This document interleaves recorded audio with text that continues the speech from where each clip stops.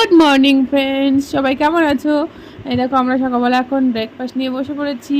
সোহাগবাবু এখন খাচ্ছে। এগুলি কিন্তু সকালে ঘুম থেকে উঠেই বাবার সঙ্গে গিয়েছে দোকানে। ঘরের সামনে একটা দোকান আছে, ওখান থেকে রুটি নিয়ে আসলো, ডিম নিয়ে আসলো, দুধ নিয়ে আসলো। বলে সকালে আজকে এটাই ব্রেকফাস্ট করব। আর আমার জন্য একটু ওটস কর্নফ্লেক্স দিয়ে বানিয়েছি দুধ দিয়ে। সোহাগ খেতে চায় না, ও 2-4 চামচ খাবে, আর সবগুলো আমার জন্যে। ডিম একটাও খাবে আর আমার জন্যে। হ্যাঁ, ও কিন্তু পুরোটা খাবে না, যেটুকু খাবে আর যা বাকি থাকবে আমার ভাগ্যে। মানে বাদ দেওয়া ছেলে, বাচ্চার বাদ দেওয়া জিনিসগুলো সব মায়ের ভাগ্যেই পড়ে।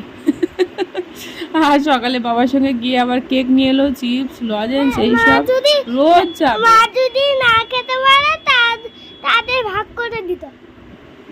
বেবি যদি না খেতে পারে মাকে ভাগ করে দিতে হয়। আচ্ছা, এটা করে দিতে নেই, তাই না? আলাদা করে আগে থেকে ভাগ করে দিতে হয়।